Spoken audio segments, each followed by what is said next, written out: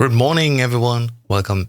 This is a quick summary of the Tekken dev talk that we had today on February 25th, and specifically goes about the changes that are to be expected with System 2.0.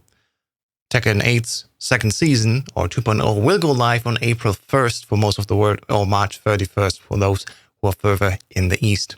With Tekken 8's 2.0, we also get a new DLC, and of course a lot of system changes. So let's go through them bit by bit and summarize what the Tekken talk has shown us. First off, of course, we got the new DLC character.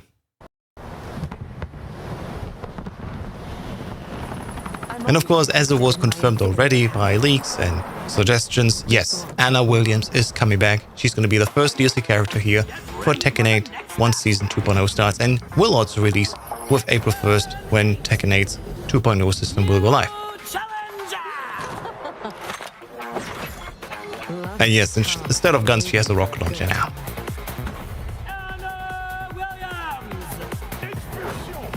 Overall, kit looks amazing. Again, I will suggest to you to watch the entire trailer.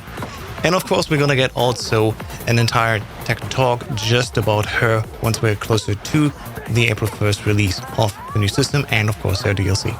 One thing definitely have to look out is for Rage Art, because it just looks absolutely sick. And of course, they show it here versus Nina, her sister. Absolutely stunning. She is the queen, of course, overall, and I can't wait to play her once the new season releases. Let's talk about the technical changes. First off, we see here that there will be a Tekken 8 Season Pass, which includes now the maps, and there will be a map for the Summer DLC and the Winter DLC, so 2 new maps and 4 characters in total. However, you need to know that unlike last year where there was a backlash that the map was not featured in the Season Pass and then retroactively the Winter map got added in, this time there will be 2 different versions of that pass. One is the character and stage pass where both is together, and of course it will be more pricey. And we also have just the character pass if you don't care about the maps, which will be a little bit less pricey. As you can see here, there is also only the character pass, which does not feature the 2 new maps. You can get all of these starting on April 1st, and it will not be purchasable before that. So on the day this releases, of course, you can also then get the passes. Of course, once again, both passes will give you 72-hour access early to the character. And then after that, usually, like Tuesday, in European time, at least Tuesday morning, the DLC releases officially. And then Friday morning, it releases out of the early access into where you can just specifically buy that character if you're interested in this one DLC instead of the entire pass. As they confirmed now, in March we will get one more update, that is version 1.13. It's not stated yet what this will feature. They will probably just show, of course, the change list when we get to that. And then April 1st, then the beginning of April is when 2.0 releases. And then May is when the new Tekken World Tour season will start. It will be after May. It will go on until November, they already confirmed. It's not known yet where the finals will be held, but of course, once again, this will also be confirmed later during the year. The heat system in 2.0 will also see a big change. I quite like those changes, so let's check them out more closely. Alright, I'm going to quickly park myself here in this corner so you can read the text, but yeah. Season 2 has a few policies that they wanted to implement, and one of them, of course, is expand the strategic options of the heat system to allow players to showcase their individuality, re-evaluate the offensive and defensive balance of the heat system, and improve controls for more accessible gameplay experience. How does this now get expressed? Well, first off, they're going to change how you can get into Heat Burst and Heat Smash. So they made it possible to perform Heat Smash and Heat Burst from a certain character's unique stances, such as Safina's stance, as we see here, where she's standing with one leg up. Forgot the name it's called again, I'm not a Safina expert. And she can then just press the Heat Smash button or Heat Burst and then use it effectively from the stance, which is a great mix-up. And what's also great is they enable a return to a crouching state upon hitting with a heat activation move by inputting 1, 2, or 3. So when you normally go into heat after a successful heat engager, then you would always be standing. But now, if you press the button, you can also mix up people and go into crouching. So here we see the example with Safina, where we go into combo and she's in the stance, then she heat bursts, and then we go back into the combo, into stance, and then heat smash. And we see the second thing that they talked about, we see Anna with a heat engager, and you can either just be standing afterwards, or if you use the heat engager, you can go and be then in crouching position afterwards. Press 1, 2, or 3, leading up to a nice mix-up situation. What they did change though, instead of making heat even more stronger, they actually nerfed heat state, so they reduced the chip damage during the heat state overall, and decreased also additional chip damage when heat dash is being blocked. They also changed certain characters, so when there was heat activation moves like heat engagers with power crushes mixed, they will move that so they're just power crush moves. Or armor moves, as they also say. So for Law, it wears this mid kick that's armored. It's also a heat engager. And starting with Season 2, then it will just be an armor move, not a heat engager anymore. Similar with Nina, for example, Nina's Bomb, which is a mid-hitting armored move, which is also a heat engager. That will also be just an armor move, not a heat engager anymore, which I think is a great way to deal with this and to nerf the system a little bit so it's not as strong anymore. These are just two examples. All of these characters that have these power crushes that are also heat engagers will just be power crushes, and instead other moves will then get heat engagers. So we see here then, for example, the opponent is in red, you heat dash, then it's way less damage that you take there, even if it's just chip damage. And if both of these characters are neutral, then also it's a little bit more. So being in rage and blocking and heat dash then leaves you a little bit less open for chip damage, as we see in this example. And here we see, for example, Azucena being changed again. Here there's this move. This is her new heat engager. And then the old heat engager, which was this armored move.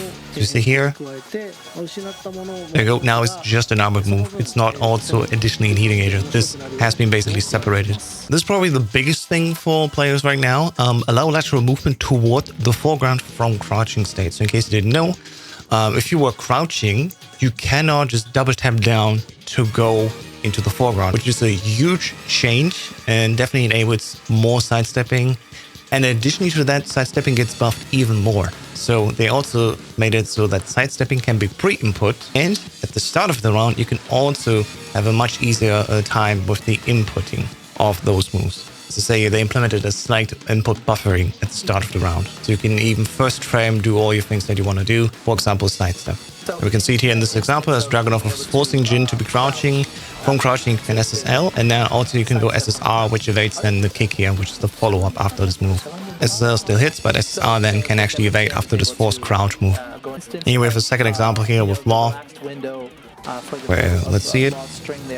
There you go, Law does back 1, 2, and then 1+2. And then you can SSL here the 1+2, because you can buffer basically that SSL input after the second blocked hit here.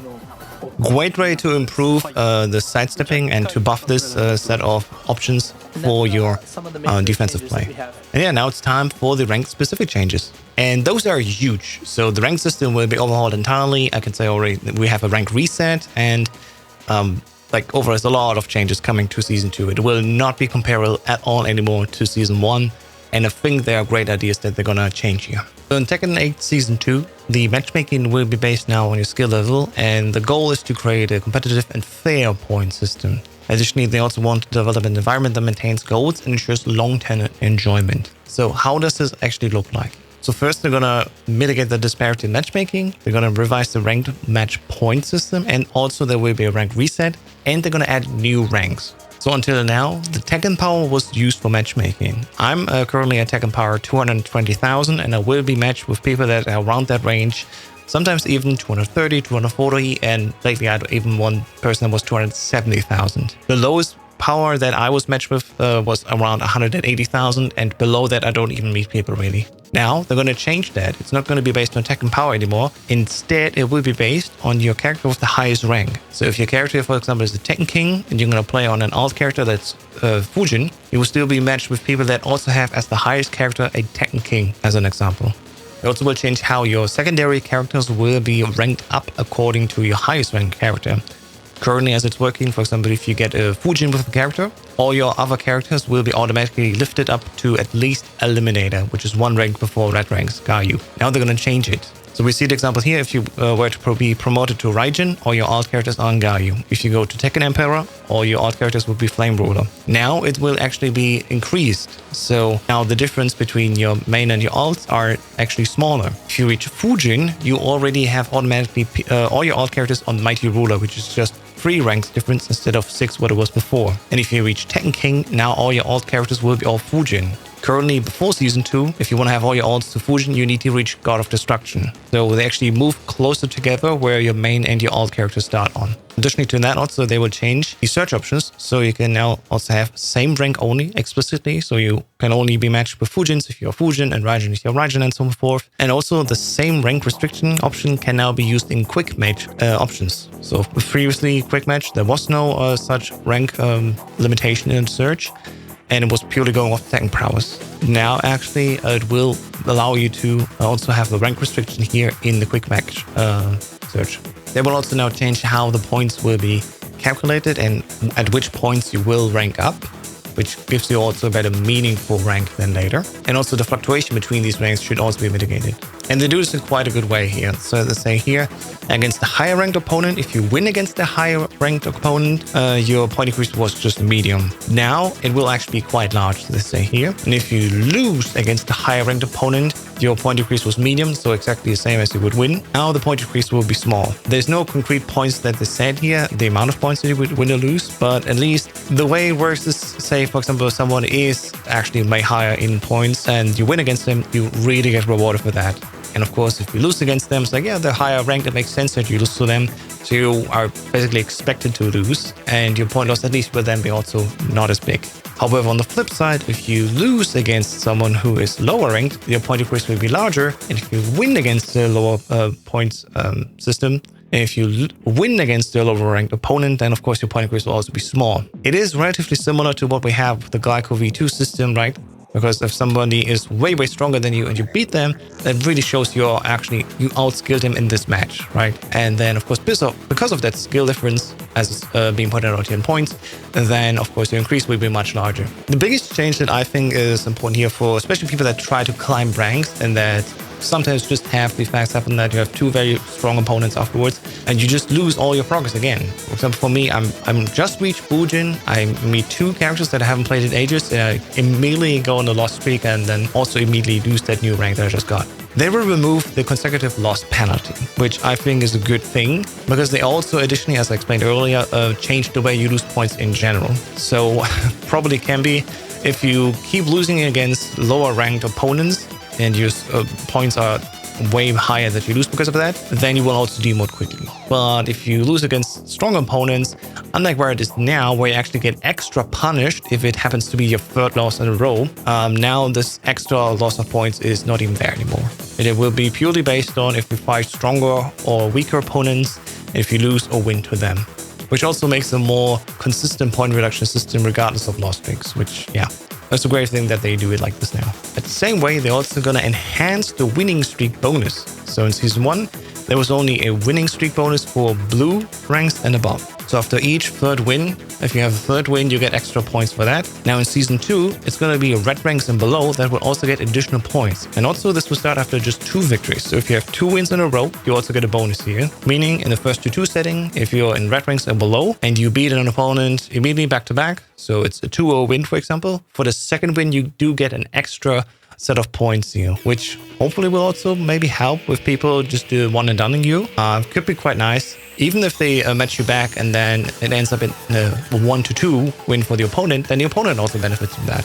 So this may accidentally also help with the one and done situation that some ranks and people have. It also changed how your bonus points on rank up will be applied. Currently, every time you rank up, you do get a bonus.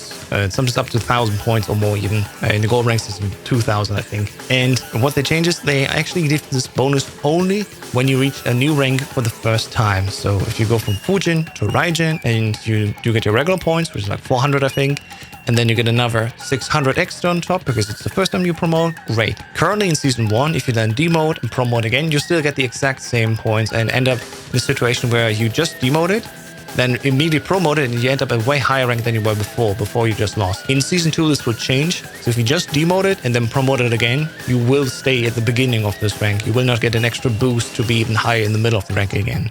I think this is at least a fair decision to make here based on the other changes that we already had together with this. And now we're going to talk here about the rank reset. So they actually said, yes, your new starting rank in Season 2 will be based on your highest rank achieved in Season 1.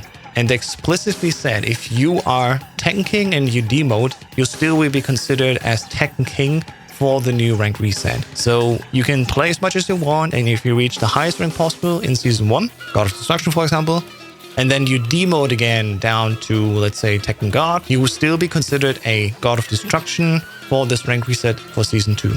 So how does this concretely look like? So this is the table. You can check it out here. If you're beginner to warrior, you will not even be reset. It's not worth it. If you're assailant, you're going to go down 1 rank to warrior. If you're dominator to vanquisher, you go to assailant. Destroyer to eliminator, dominator, Gaia to tenure, vanquisher, mighty ruler to battle ruler, Gaia. And then the right half of the table is probably more interesting for many people. If you are blue ranks to Fujin Raijin, you get down to mighty ruler. So you basically just get set back 3 ranks, 3 or 4. If you're Kishin to Bushin, you get set to Flame Ruler, which is it's the middle purple rank, of course. If you're Tekken King or Tekken Emperor, you do get set back to Fujin. So basically lose 4 ranks or even 5. If you're Tekken God or Tekken God Supreme, you will be set back to Kishin. And a God of Destruction will be set back to Tekken King. And again, this is based on your highest rank you ever had in Season 1. So for my example, I'm currently Bushin. If I never make it to Tekken King, and I actually just demote and Season 2 comes out and I'm like Fujin, I will still be counted as a Bushin, and my rank reset, new rank, will be Flame Ruler. Based on this table, you can see now yourself now where you would end up, right? Like, ideally, I'd still get Tekken King before that rank reset. For this rank reset, if you reach the highest rank here in Season 1, or whatever your highest rank was in Season 1, you will get a title here that can proudly display, starting with Season 2 then, just be like, hey, my name is Housetest, I was Tekken King at highest rank, and then we reset back again to Fujin, and then my title in my player card can say Tekken King first season, right? Just to show like, hey, I reached this rank in the first season as my highest rank. So you do get a little reward from that, trying to grind as much as you can. And then this is all we have for the rank reset, and then starting with Season 2, they're gonna add extra layers after reaching God of Destruction. This looks like it's not that cool, because it just says literally God of Destruction 1, 2, 3, 4, 5, 6, 7. And then at the end, there's God of Destruction Ouroboros, as they said. There's no English name officially yet. Maybe they just call it God of Destruction Infinite, who knows. But apparently explain like, hey, this is different from just getting rank points. You gotta really work to get this highest level of God of Destruction. They had internal testing, yada yada. How it concretely works is not known yet.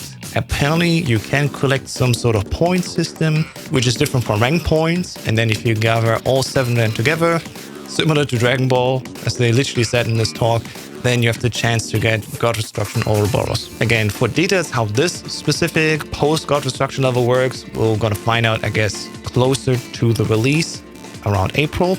They said they will go into more details about 2.0 yet again in the March Tekken Dev talk, but that's at least what we have here. So it's not, I don't know if there will be an MMR system after that, so you have to go like a Glyco V2 point system or something like that. But once you reach God of Destruction, there is extra ranks you can get after that. And if you do reach the highest rank of all ranks, then you're definitely going to be the top of the top. So probably even less than 0.1%. That's my guess. No confirmation about that yet. It's not like you can reach God of Destruction and then afterwards just keep grinding to 999 points. So this seems to be a different system based on what has been said here in the Tekken Dev talk. And that has been it. That has been the main meat of this Tekken Dev talk. You know, you got Anna Williams for the first DLC character. There will be 2 different kinds of passes, a character and map pass and just a character pass. The battle adjustments will be huge. They said overall there's like 1,500 changes, and they're going to talk about the whole list later in March, and of course also have then the whole update list here for Season 2 later. The heat system will change, there will be less chip damage, definitely a big nerf to that, but instead you'll also be able to mix up more with different options after your heat engager. You can be standing or crouching actually. And also additionally, the sidestepping ability has been buffed insanely, so you can SSR from crouching now. You can buffer sidesteps after certain moves, or specifically you can buffer sidesteps in general, which is great. That allows to easily or more easily sidestep after certain moves. And yeah, of course, the rank system, as I explained, also has changed in huge ways. Last but not least, we also have Ghost vs. Ghost. This will come out actually with 1.13. It will start with 1.13, where the first set of Ghost vs. Ghost features will come out. And then with 2.01, they're also going to update the system more. So 2.0 will be a big update, but the Ghost vs. Ghost starts in 1.13 in March. And then in May, once 2.01 comes out, they're going to expand on that more. I personally don't think much about this Ghost vs. Ghost system. There is more of that here in this Tekken talk. Basically, all you can do is You can give them instructions like, hey, play aggressive, balanced, or defensive. And we'll all look at this here where you actually see that in the screenshot. And yeah, in phase 2, they're also going to add here this Tekken Ghost Showdown where you can download other ghosts and then set out your ghost, for example, as an example, how to fight another ghost. And there will be also a special area here in the Tekken Fight Lounge where you can play with these trained ghosts. You can also later delete your ghost if you want to start it again and teach it new. And all of that will come in the future. And it's based a little bit like your personal Pokemon Tekken fighter, but it's not the main beef of this update. That's what I want to say here. So that's why I'm going to keep it brief in this video. And yeah, maybe last but not least, the Tekken World Tour starts here at EVO Japan on May 9th and will run throughout November.